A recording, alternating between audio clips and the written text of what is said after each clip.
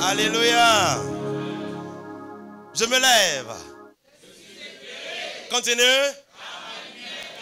Et enfin.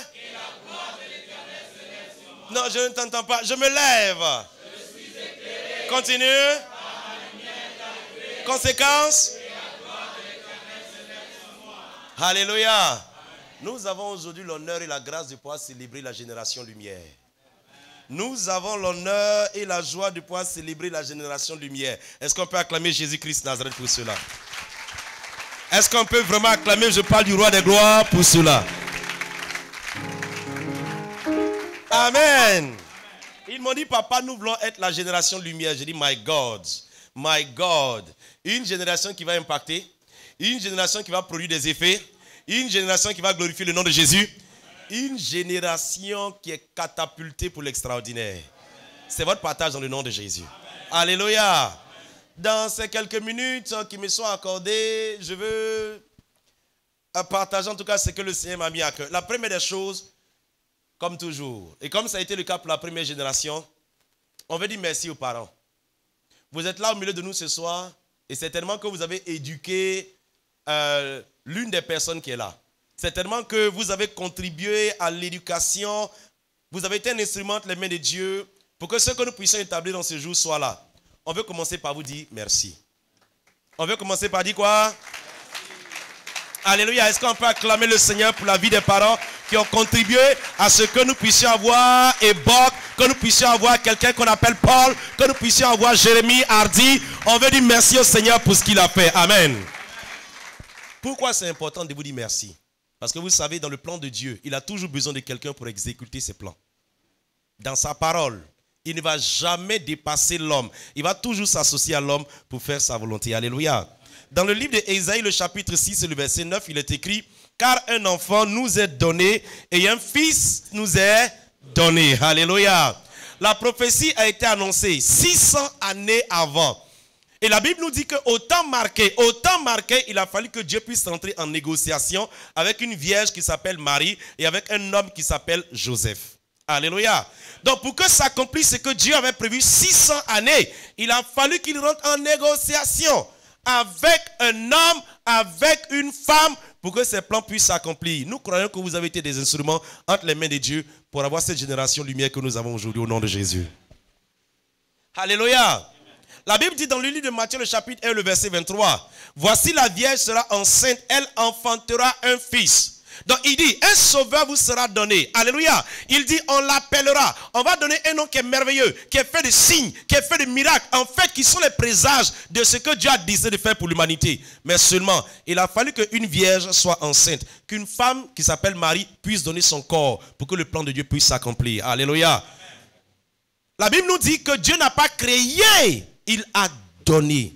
On dit merci aux parents de nous avoir donné toute cette génération lumière que nous avons ici. Pendant que nous sommes en train également de pouvoir voir ce message et pendant qu'il est en train d'être filmé, nous voulons dire merci aux parents qui ne sont pas là, aux parents qui ne sont même pas dans cette nation. Alléluia, parce qu'au milieu de nous, nous avons des gens qui ne sont pas du Congo, mais qui par la grâce de Dieu sont en train d'être des instruments afin que ce ministère puisse aller de l'avant. À vous qui nous suivez, on vous dit merci. Alléluia. La deuxième des choses, c'est à l'attention des épouses, des époux, à l'attention des membres de la famille Amen Congo, à l'attention des amis et des invités.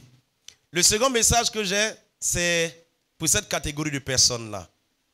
Pour demander que vous puissiez prier pour eux. Alléluia. Demandez que vous puissiez prier pour eux. Colossiens le chapitre 4 et le verset 3. Le pasteur José, si tu peux m'aider. Colossiens le chapitre 4 et le verset 3. On va voir quelque chose qui nous donne de comprendre que Paul, qui était un homme qui était oint, Paul, qui a écrit un grand nombre de livres qui sont utilisés aujourd'hui pour édifier notre foi. Regardez ces sujets de prière. Colossiens, le chapitre 4 et le verset 3. Qu'est-ce qu'il nous dit? Il dit, priez en même temps pour nous. Il est en train de parler à l'église. Alléluia, à l'église de Colosse. À ceux qui sont ses enfants dans la foi. Il dit, faites une chose, quoique je suis un père pour vous, quoique je suis un modèle pour vous, dans le spirituel, la prière est une loi. Dans le spirituel, la prière est une loi. Et ce que je vous demande, c'est de prier pour nous. Pourquoi? Continue. afin que Dieu nous ouvre une porte. My God. Mais c'est la volonté de Dieu que tout le monde soit sauvé. Mais Paul ayant eu la révélation du mystère de l'intercession, du mystère de la prière, va dire s'il vous plaît, Colosse, priez pour nous. Ce soir, par l'autorité de cette parole, je demande à toute la famille Amen Congo, priez pour ceux-là. Intercédez pour eux. Demandez que le Seigneur les garde. Demandez que le Seigneur les protège. Demandez que le Seigneur les délivre de toute tentation. Demandez que le Seigneur puisse les utiliser comme des instruments efficaces pour l'avancement de son royaume. Demandez que tout ce que l'ennemi a préparé contre eux afin de pouvoir confondre ou scandaliser le corps de Christ ne puisse jamais se réaliser au travers de leur vie dans le nom de Jésus. Priez pour que Dieu bénisse les œuvres de leurs mains. Priez que Dieu bénisse également leurs enfants. Priez que Dieu bénisse leur travail et leurs projets. Alléluia. Vous avez tellement de sujets de prière que vous n'aurez pas de raison, lorsque vous serez devant le trône de Dieu, de ne pas penser à eux. Église, prions pour eux. Église, prions pour eux. Ils ont besoin de vos prières. Ils ont besoin de quoi? Regardez ce que Paul va dire encore dans le livre de Éphésiens, le chapitre 6 et le verset 19. Qu'est-ce qui est écrit? Éphésiens, le chapitre 6 et le verset 19. Il dit quoi? Il dit, priez pour moi, afin qu'il me soit donné, quand j'ouvre la bouche, oui, de faire connaître, oui. Attends, Paul, tu nous as dit que tu as vu Jésus, oui. Attends, Paul, tu nous dis que tu es allé dans le 3e ciel, oui. Paul, tu nous dis que toi tu parles la langue des anges, oui. Paul, la Bible nous rend le témoignage de ce qu'il se faisait des miracles, de grands miracles qui étaient d'abord des miracles, même c'est merveilleux, mais des miracles extraordinaires. La Bible nous dit que Paul faisait des miracles extraordinaires. Dieu faisait des miracles extraordinaires par ses mains. Paul, tu as besoin qu'on prie pour toi? Il dit oui. Paul, tu as besoin qu'on intercède encore pour toi? Il dit oui. Mais Paul, explique-nous pourquoi. Parce que la prière est un mystère. Parce que la prière, il n'y a pas son abondance. Et c'est pourquoi il a dit, priez sans cesse. S'il vous plaît, Église, prions pour eux. On est fatigué d'entendre que les hommes de Dieu ont été l'objet de scandales. On est fatigué d'entendre que les hommes de Dieu sont des raisons pour lesquelles plusieurs n'entrent pas dans les églises. Mais comment ça a commencé? Parce que les chrétiens n'ont pas compris que c'est leur responsabilité de pouvoir porter la prière de ceux que Dieu a appelés dans leur vie. Et la Bible dit que Jésus, le roi des gloires, plein de puissance, il est écrit que l'onction lui a été accordée sans mesure. Mais quand il était arrivé dans des moments difficiles de sa vie, vous savez quoi? Il n'a pas appelé des anges, il a appelé 3 hommes. Il dit, venez avec moi. J'ai des moments difficiles que je dois passer. Venez, priez avec moi. Ils ont besoin de vos prières. Ils ont besoin de vos prières. Et dans la vision de ce ministère, le premier sujet que vous allez pouvoir élever devant le trône de Dieu, ce sera de dire, Seigneur, garde leur cœur. Ne les soumets pas à la tentation, mais délivre-les du mal. Alléluia. Seigneur, garde-les dans l'humilité. Seigneur, garde-les dans la sainteté. Que tout ce que l'ennemi aura préparé contre eux, afin de les confondre, que tout cela, Seigneur Dieu, soit rendu sans effet dans le nom de Jésus. Est-ce que vous allez faire cette prière comme ça? Église, est-ce que vous allez faire cette prière comme ça? Invité, est-ce que vous allez le faire? C'est pourquoi on va pas attendre, on va le mettre en pratique. Alléluia. Alors qu'ils vont rester assis, je vais demander à toute l'assemblée de se tenir debout. Et vous allez tendre les mains vers eux. Et vous allez dire, Père, au nom de Jésus, que ta grâce coule sur leur vie. Garde et protège-les. Délivre-les de tout mal. Que tout ce que l'ennemi a préparé dans le secret, afin de pouvoir confondre ou scandaliser l'œuvre de la croix, que cela maintenant même soit rendu sans effet. Et lève la voix et commence à prier, Église, au nom de Jésus. Prie.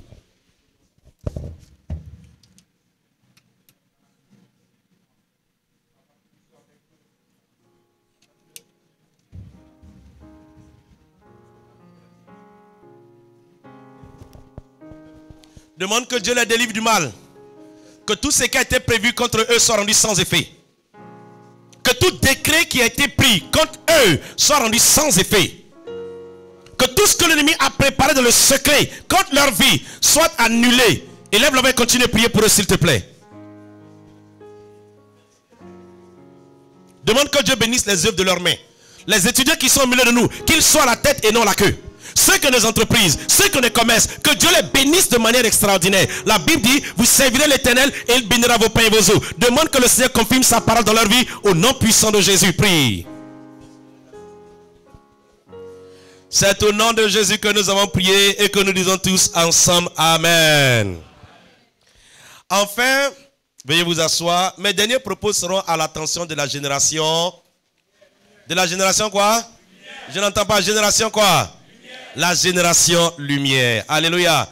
J'ai 4 points que je veux partager avec vous. Amen. Le premier point, on l'a déjà dit pendant ce jour de retraite. On l'a vu également pendant que nous faisions des cours. Mais il est bon de pouvoir le rappeler à l'assemblée. Il est bon de pouvoir vous le rappeler en ce jour. Alléluia. La première des choses que vous devrez retenir lorsqu'on dit qu'on s'engage à être serviteur de Dieu dans le ministère Amen Congo, c'est que ce que je fais est plus important que le titre. Je n'entends pas Amen. Vous êtes mes collègues. Vous êtes les collègues du pasteur Chenal. Alléluia. La Mercedes est la Mercedes, mais sans la batterie, elle ne démarre pas. En fait, pour ceux qui ont une voiture, je vais vous dire une chose. Le plus emmerdant, c'est le jour où tu es prêt à faire quelque chose et puis tu te rends compte qu'il y a une petite pièce qui est tombée en panne. Ça t'énerve. Alléluia. Église, écoutez-moi très bien. Vous qui êtes ordonnés ici, la première des choses, ce n'est pas les titres qui sont importants. C'est mon rôle dans le corps de Christ. C'est la place que j'occupe qui est le plus important. C'est ça qui doit être votre obsession. Est-ce que je fais et est-ce que je fais bien ce que le Seigneur me demande de pouvoir faire? C'est ça qui doit être votre obsession. Ce n'est pas la place qu'on va vous réserver dans l'assemblée. Ce n'est pas ce que vous aurez fait pour briller devant les hommes. Non. Que votre récompense vienne du ciel à partir de ce que vous aurez fait. Je n'entends pas Amen. Je n'entends pas Amen 3 fois. Alléluia. Acte le chapitre 9 et le verset 15. Voici Jésus-Christ Nazareth qui est en train de parler en fait à un de ses serviteurs. Il est en train de parler à quelqu'un qui est en train d'envoyer vers Paul. Regardez comment il va présenter Paul. Acte le chapitre 9 et le verset 15. Il dit quoi? Le Seigneur lui dit, va. Cet homme est quoi? Je n'entends pas. Cet homme est quoi? Encore une fois, cet homme est quoi? Est un outil. Le menuisier a besoin d'un rabot. L'électricien a besoin d'une pince. Il dit, va, parce que cet homme en costume n'est qu'une pince et n'est qu'un rabot, afin que moi, ma volonté puisse s'accomplir. Ce qui est très important, c'est ce que je dois faire. Ce n'est pas la position. Ce n'est pas le titre. Ce n'est pas quoi? Le titre. Dans Amen Congo, nous, on s'en fout des titres. Dans Amen Congo, ce n'est pas le message et le témoignage que vous avez reçu de nous. Nous, on s'en fout de titres. On a fait une tête ensemble. On était ensemble sur les nattes. On a fait une tête ensemble. On a mangé ensemble. Il n'y a pas une affaire de non, oui, ça c'est une place d'apôtre et ainsi de suite. Non. Même quand on dit apôtre, je dis, hey, c'est de moi il s'agit. Ok, je m'en vais. Pourquoi? Parce que ce qui m'intéresse plus, c'est enfant de Dieu. Amen. Je n'entends pas Amen. Amen. Retenez cela. Qui suis-je devant le trône de Dieu est plus important qui suis-je devant les hommes. Alléluia. Regardez comment Paul lui-même venant va parler de lui. Romains le chapitre 1, le verset 1. Lisons ensemble. Romains le chapitre 1, le verset 1. Il dit quoi? Je n'entends pas. Il dit Mabaou, je n'entends pas. Il dit Ebok, je n'entends pas. Il dit Mbungu, je n'entends pas. Paul, continue. Serviteur de Dieu. Serviteur de Jésus-Christ. Christ. Continue. Appelé à être apôtre. Appelé à être quoi? Apôtre. Donc avant d'être appelé à être apôtre, il est d'abord quoi? Serviteur de Jésus-Christ. Je n'entends pas. Dites-moi ça encore plus fort. Serviteur de Jésus-Christ. Il est serviteur de qui? De Jésus-Christ. Donc il a deux positions. Numéro 1, il est serviteur de Jésus. Numéro 2, appelé à être apôtre. Alléluia. Allons-y ensemble dans le livre de Tite, le chapitre 1, le verset 1. Tite, le chapitre 1 et le verset 1. Et n'oubliez pas, le rôle est plus important que le titre. On n'est pas validé par Dieu par le titre qu'on porte. On est validé par Dieu par ce que nous faisons. Alléluia. Amen. Tite, le chapitre 1 et le verset 1. Il dit quoi? Paul. Serviteur de Dieu. Je n'entends pas. Donald. Serviteur de Dieu. Je n'entends pas. Donald. Serviteur de Dieu. Continue. Et apôtre de Jésus-Christ. Et apôtre de Jésus-Christ. Serviteur de Dieu et apôtre. Il y a deux fonctions. Numéro 1, il y a le serviteur de Dieu. Numéro 2, il y a l'apôtre. La fonction du serviteur de Dieu, là, c'est par rapport à Dieu. La fonction d'apôtre, c'est par rapport aux hommes. La Bible déclare, il a donné aux hommes. Dieu ne donne pas des apôtres à lui-même. Il n'a pas besoin d'apôtres. Il n'a pas besoin d'apôtres. C'est lui qui les établit. Maintenant, pourquoi il fait de moi un apôtre? Il fait de moi un apôtre pour que son instrument efficace entre ses mains pour des hommes. Alléluia. Mais avant ça, je dois être son serviteur. Avant ça, je dois être quoi? Je crois que dans le nom de Jésus, nous tous qui sommes ici ce soir, lorsqu'on va se présenter devant le trône de Dieu, il dira, entre dans la joie de ton maître, bon et fidèle serviteur. De ceux qui sont sortis de ce ministère, personne n'aura en face de lui Dieu qui dira, arrière de moi, ouvrier de l'iniquité. Alléluia. Amen. On est serviteur de Dieu avant d'avoir à être apôtre. Et en fait, je vais vous dire une chose. Quand on comprend la pensée de Dieu, l'apôtre n'est que l'expression de la maturité par le Saint-Esprit dans la vie d'un homme pour édifier les hommes. Amen. Donc on a qu'à s'intéresser à ce que Dieu nous demande d'être, de faire, avant de chercher les gros titres. On n'a pas besoin de gros titres. Alléluia. Amen. Vous serez archibishop de la propriété de ce ministère. Amen. Je n'entends pas amen. Amen. Je n'entends pas amen. Amen. Vous serez les archibishops galactiques de l'évangélisation dans les rues. Amen. Ah, je n'entends pas amen. Est-ce que ça vous intéresse? Amen. Parce que c'est le curriculum qu'on vous a offert. C'est le curriculum qu'on vous a offert. Votre maman, elle s'en va où? Ankaï. Elle n'est pas allée à Ankaï? Elle n'est pas allée à Ankaï? Ah bon? Non, oui, Dolezi. Vous irez à Dolezi. Et puis je vous dis, Dolezi est encore plus joli qu'ici même. Amen. Alléluia. Dolezi est une belle ville. C'est pas vrai? On va aller prêcher Jésus à Dolezi. Alléluia. Amen. Numéro 1. Ce que je fais dans la maison du Seigneur. L'utilité de ma vie pour le Seigneur est plus importante que le titre que je peux avoir. Amen. La deuxième des choses que je veux que vous puissiez comprendre ce soir, c'est que vous n'avez pas à vous inquiéter. Quand le Seigneur m'a dit que vous n'avez pas à vous inquiéter, j'étais content. Hein? Alléluia. Oh, j'aurais aimé que moi on puisse me dire ça. Mais le Seigneur permet qu'on puisse vous dire ça. Vous n'avez pas à vous inquiéter. Vous savez pas pourquoi vous n'avez pas à vous inquiéter? Parce que Jésus a déjà prié pour vous. Amen. Je n'entends pas amen. C'est pas rassurant ça? Jésus a déjà fait quoi? Il a déjà fait quoi? Dans Jean le chapitre 17, à partir du verset 15, il dit quoi? Regardez ce que Jésus a prié pour vous. Jean le chapitre 15 et le verset 17. 1, 2, 3, go. Il dit quoi? Je ne te prie pas de les ôter du monde. Il dit, je ne te prie pas de les ôter du monde. Ça veut dire que Dieu est capable de t'ôter du monde. Dieu est capable de faire en sorte que comme Élie, tu puisses monter dans l'éternité. Dieu est capable de faire que comme Enoch, tu puisses monter dans l'éternité. Il dit non, non, non, non, non, non. Il faut les laisser sur la terre. Parce qu'il y a quelque chose d'important à faire. Continue. Mais de les préserver du mal. Attends, Jésus a demandé que vous soyez préservés de quoi? Du mal. Jésus a demandé que vous soyez préservés de quoi? Du mal.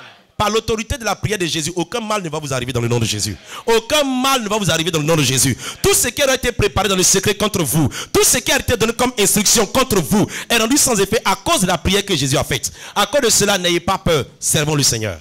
Alléluia. Regardons la prière que Jésus encore a eu à faire dans le même chapitre de Jean. Mais regardons cette fois-ci le verset 17. Il dit quoi? Sanctifie-les par ta vérité. Je n'entends pas. Il dit quoi? Sanctifie-les par ta vérité. Pourquoi? Ta parole est la vérité. Ta parole est la vérité. Sanctifie-les par ta vérité. Alléluia. Jésus a demandé que vous soyez sanctifiés. Vous savez quoi? Vous n'aurez pas de problème de péché dans le nom de Jésus. Vous n'aurez pas de problème de péché dans le nom de Jésus. Il a déjà prié afin que sa parole vous mette à part, qu'elle vous préserve, qu'elle vous garde et qu'elle vous protège. Alléluia. Verset suivant. Regardez ce qu'il dit dans le verset 18 maintenant. Il dit quoi? Comme tu m'as envoyé. Comme tu m'as envoyé. Où ça? Dans le monde. Avec les signes, avec les miracles, avec les prodiges, avec l'onction, avec la parole. De la même manière que tu m'as envoyé dans ce monde. Il dit quoi? Continue. Je les ai aussi envoyés dans le monde. La bonne nouvelle, écoutez-moi très bien. Ce que Dieu a donné à Jésus, Jésus a dit, maintenant qu'ils sont en train de partir, il faut leur donner ça. C'est pourquoi quelque part dans Jean le chapitre 14 le verset 12, il pourra leur dire, si quelqu'un croit en moi, il fera aussi les œuvres que je fais. Parce que tout ce que le Père m'a donné, je vous ai laissé ça. Si vous lisez quelque part encore dans le même livre de Jean le chapitre 17, il dit, Père, je leur ai donné la gloire que tu m'as donnée. My God. Est-ce qu'on peut acclamer Jésus parce qu'il nous a donné sa gloire? Il dit, je leur ai donné la gloire que tu m'as donnée. Alléluia. Écoutez-moi bien, Église, et on a déjà parlé de ça. Vous êtes équipés pour faire ce que Jésus a fait. Vous êtes équipés pour faire ce que Jésus a fait. Amen. Je n'entends pas 3 fois amen. Amen, amen, amen. Alléluia. Amen. Maintenant, on peut se dire qu'il a dit ça à Pierre. Parce que Pierre était là. On peut se dire qu'il a dit ça pour Matthieu. Matthieu était là. On sait que Barthélemy était là. On sait que ses apôtres étaient là. Alléluia. Donc on peut se dire que c'est pour eux seulement qu'il a prié. Mais regardez ce qu'il dit maintenant au verset 20. Il dit quoi au verset 20? Il dit... Ce n'est pas pour eux seulement. Ce n'est pas pour Pierre seulement que je prie. Continue. Mais encore pour ceux qui croiront en moi par leur parole. Je n'ai pas prié seulement pour Barthélemy. Père, on n'a qu'à s'entendre. Je ne suis pas seulement en train de prier pour Pierre. On n'a qu'à s'entendre. Ma prière là, elle aura un effet de long terme. Elle aura un effet de long terme. De sorte que le jour où Hardy va croire en la prédication de la croix. Parce que Pierre aura pris soin de répondre à son appel. Et d'annoncer la bonne nouvelle jusqu'aux extrémités de la terre. Père, entendons-nous. Le jour où Hardy va donner sa vie à Jésus à Père Noir. Père, je prie qu'il soit connecté à la prière que je viens de faire. Vous êtes connecté à une prière que Jésus a déjà faite pour vous. Maintenant, ce qui est encore merveilleux, lui-même il dit dans sa parole il continue d'intercéder pour vous. À ce stade, Jésus fait quoi? Il n'intercède pas pour le monde, il intercède pour vous. Pour que vous maintenant, vous puissiez intercéder pour le monde. Jésus est en train d'intercéder pour vous. Pour que vous maintenant soyez des instruments efficaces entre les mains de Dieu. Pour que les intérêts du royaume puissent avancer. Amen. Donc j'ai une bonne nouvelle pour vous. Vous nous avez posé la question, mais papa, avec vos occupations, avec tout ce que vous avez à faire, comment vous arrivez à pouvoir faire le ministère en même temps? Je viens de vous donner un élément de réponse. Parce que Jésus a déjà tout apprêté pour nous.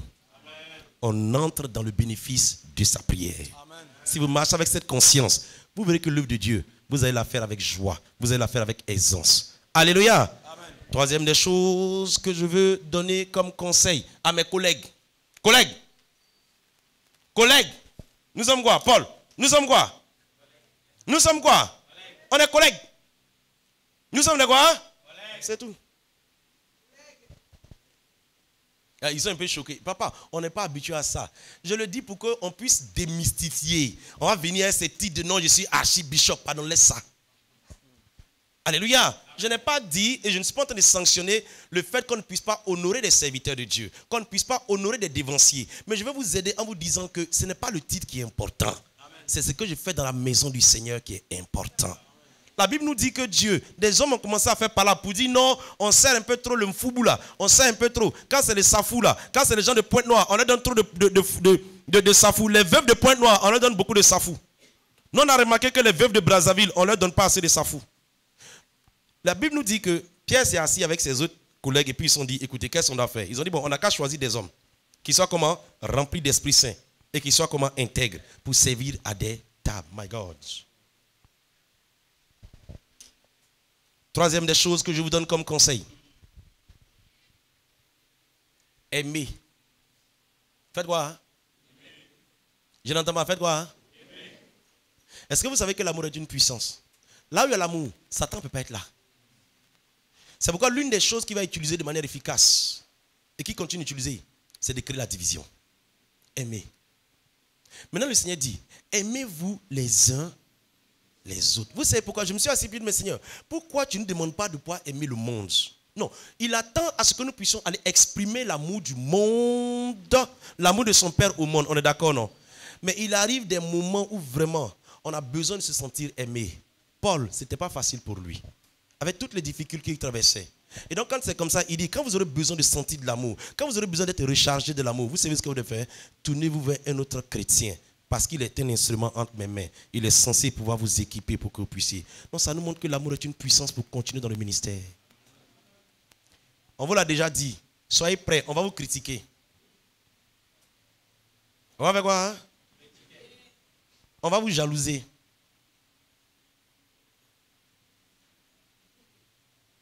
On dirait que c'est partie de la prédication, je ne dois pas dire ça. Mais si je ne vous dis pas ça, je vous aurais menti. L'apôtre Paul lui-même a dit, sans parler des soucis que l'Église me donne. Maintenant, si vous regardez bien le verset, il dit chaque jour. C'est-à-dire, on appelle Paul au téléphone. Et dès que je décolle son téléphone, on dit, Paul, dans l'église de Colosse, là, voilà le problème qu'il y a. Ah, mais c'est pas eux. Le téléphone est en train de sonner. Quand il décroche le téléphone, on lui dit, ah, il y a rébellion au niveau de l'église d'Éphèse. Mais c'est pas possible. En même temps, sa ligne téléphone personnelle sonne. Il prend le téléphone. Dès qu'il décroche, on lui dit, les gens de Corinthe, là, voilà ce qu'ils sont en train de faire et voilà ce qu'ils sont en train de dire de toi. Pour vous enseigner une chose, vous allez devoir décider d'aimer. Et le pasteur Chanal a été clair.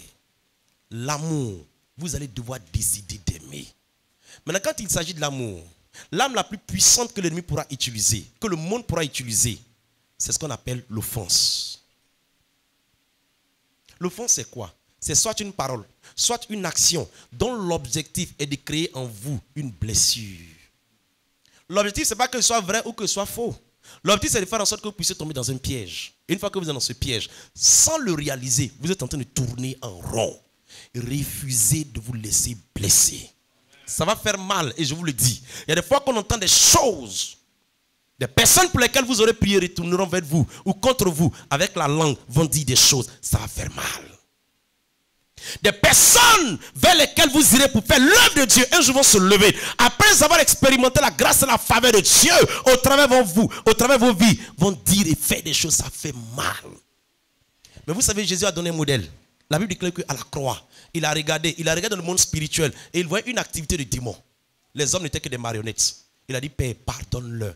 Pendant qu'ils sont en train de m'offenser, ils ne savent même pas ce qu'ils font. Vous allez devoir aimer.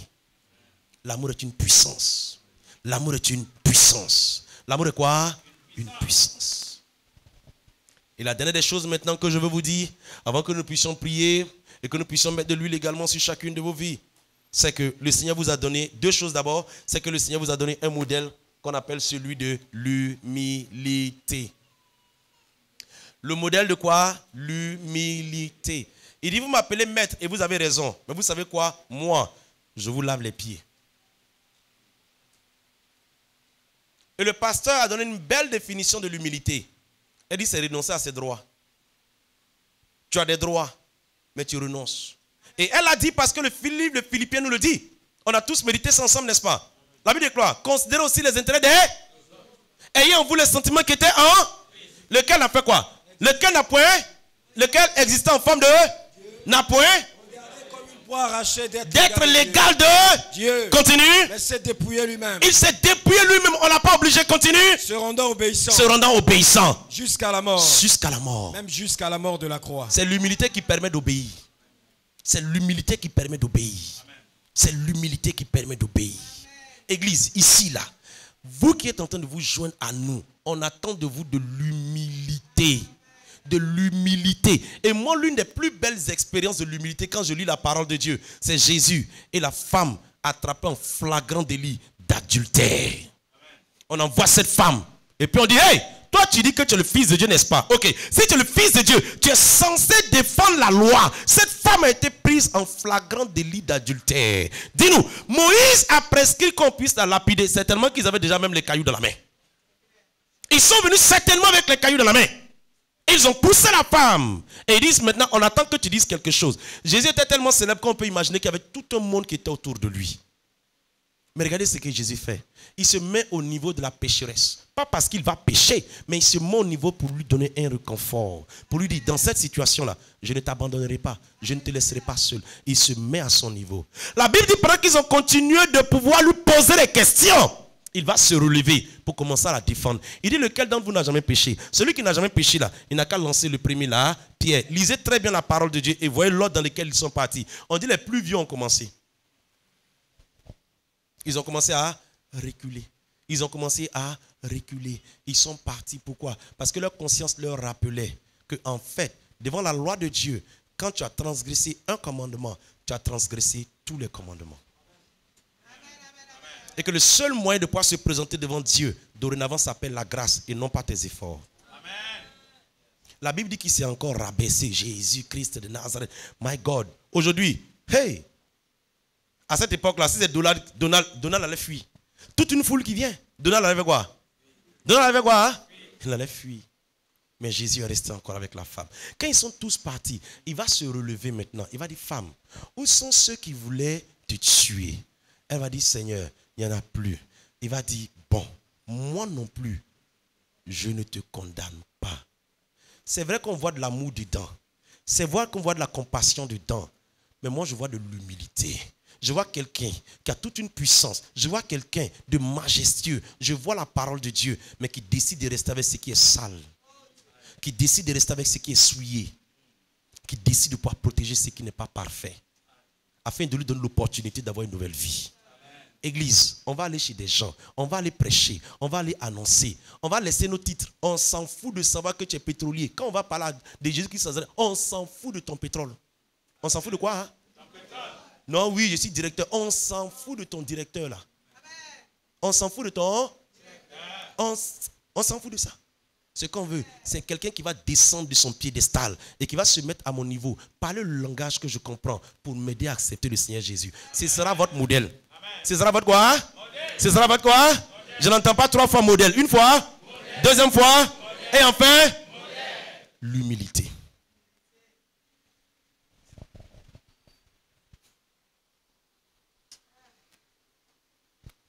Et la dernière des choses maintenant avec laquelle nous terminons. Pasteur Jésus, aide-nous avec Jean le chapitre 16, à partir du verset 12. Regarde ce qu'il dit. Il dit quoi? Jean le chapitre 16 à partir du verset 12. Continue, il dit quoi? J'ai encore beaucoup de choses à vous dire. J'ai beaucoup de choses à vous dire. Mais vous ne pouvez pas les porter maintenant. Vous n'avez pas la capacité de tout comprendre là où vous êtes assis là. Vous n'avez pas la capacité de tout comprendre. Vous nous avez posé beaucoup de questions. Mais viendront des situations pour lesquelles vous n'avez pas encore posé les questions. Alléluia. Mais il dit, vous ne pouvez pas tout supporter. Vous ne pouvez pas tout comprendre maintenant. Regardez le temps qu'il donne. Il dit maintenant. Continue. Quand le consolateur sera venu. My God. Quand qui ça? Le consolateur. Je n'entends pas. Qui ça? Le consolateur. Comment vous l'appelez? Il s'appelle comment? Le Saint-Esprit. Le Saint-Esprit. Continue. L'Esprit de vérité. L'Esprit de vérité. Il vous conduira dans toute la vérité. Jésus est en train de vous dire qu'il lui-même le conduisait dans toute la vérité. Amen. Jésus est en train de révéler à ses disciples qu'il l'aidait à pouvoir demeurer dans toute la vérité. Maintenant, toute la vérité, c'est la réalité spirituelle. Qu'est-ce qui fait que quelqu'un est malade? Non, on va dire que non, oui, c'est arthrite. Quand Dieu ouvre les yeux, on voit que c'est un esprit. On dit esprit d'arthrite, tu sors de ce corps dans le nom puissant de Jésus. Dans toute la vérité. Continue. Car il ne parlera pas de lui-même. Regarde, il ne parlera pas de lui-même. Continue. Mais il dira tout ce qu'il aura entendu. Il aura entendu tout ce qu'il vous dira tout ce qu'il a entendu. Continue. Il vous annoncera les choses à venir. Il vous annoncera les choses à venir. Continue encore. Il me glorifiera. Il me glorifiera. Maintenant, regarde comment il va me glorifier. Continue. Parce qu'il prendra de ce qui est à moi. Il prendra de ce qui est à moi. Et vous l'annoncera. Attends, je vous pose une question. Est-ce que ce qui est à Jésus vous intéresse? Est-ce que ce qui est à Jésus vous intéresse? Non, est-ce que réellement ça vous intéresse? Jésus marchait sur les eaux. Jésus chassait les démons. Jésus ressuscitait les morts. Jésus enseignait la parole. Et plusieurs donnaient leur vie. Plusieurs venaient à lui à cause des œuvres qu'il faisait. Alléluia. Il dit, il prendra ce qui est à moi et il vous l'annoncera. En d'autres termes, par lui, vous aurez l'expérience effective que moi j'avais. Maintenant, la partie du verset suivant qui arrive là, ça me plaît tellement. Regarde ce qu'il dit maintenant, il dit. Tout ce que le Père a est à moi. Il dit ce qui est à moi là. Il va vous annoncer ça. Mais attention. En fait, ce que moi-même j'ai là, c'est ce qui est au Père. C'est ce qui est à qui? Au Père. Continue. C'est pourquoi j'ai dit qu'il prend de ce qui est à moi. Il prend de ce qui est au Père. Et qu'il vous l'annoncera. Et qu'il vous l'annoncera. My God. Dieu est en train de vous garantir que par le Saint-Esprit, Église, Génération Lumière, vous allez faire des choses extraordinaires. Vous allez faire des choses extraordinaires. Mais il est en train de vous dire d'avoir une dépendance et une intimité avec celui qu'on appelle le Saint-Esprit. Avec lui, on n'échoue pas. Avec lui, on n'est pas dans la confusion. Avec lui, on n'est pas dans l'erreur. Avec lui, on est dans une expérience en tout cas de surnaturel. On a fait des cours. Pour plusieurs d'entre vous, vous avez déjà même commencé à faire des choses dans cette maison du Seigneur. Alléluia. Aujourd'hui, il s'agit de pouvoir maintenant vous présenter devant le ciel et la terre au nom du ministère Amen Congo pour que la grâce de Dieu soit relâchée, que vous soyez activés à une nouvelle dimension. Le pasteur Chenal et moi, depuis le jour qu'on avait été établi, quand on a été oint, je vous dis, notre façon de servir le Seigneur a également changé. À partir d'aujourd'hui, vous allez remarquer que quelque chose va se passer dans vos vies dans le nom de Jésus. Je crois que dans le nom puissant de Dieu, vous allez expérimenter le surnaturel de Dieu également. Alléluia. Amen. Mais n'oubliez jamais, dans l'humilité, dans l'humilité, dans l'humilité, dans ce ministère, nous croyons la transformation des hommes et des femmes par le principe du modèle. Et ce que tu as entendu de moi, confie-le également à des hommes qui soient fidèles et capables de le transmettre également à d'autres. Soyez des hommes et des femmes intègres. Marchez dans la vérité, marchez dans l'intégrité, marchez dans l'humilité, marchez dans l'obéissance. Apprenez à développer votre intimité avec le Saint-Esprit. Alléluia. Amen. Alors, votre lumière, la Bible déclare, va encore plus s'étendre. Votre lumière va encore plus se manifester. Alléluia. Je vous demande de vous tenir debout. Vous allez vous mettre devant. On va demander que le groupe de louange puisse nous tenir avec un chant. Je vais demander aux anciens de commencer en tout cas. Vous allez pouvoir également prier avec eux. Alléluia. Toute l'assemblée qui est là, vous allez également pouvoir en tout cas prier avec eux. Et ensuite le pasteur Chenal et moi, on va les oindre.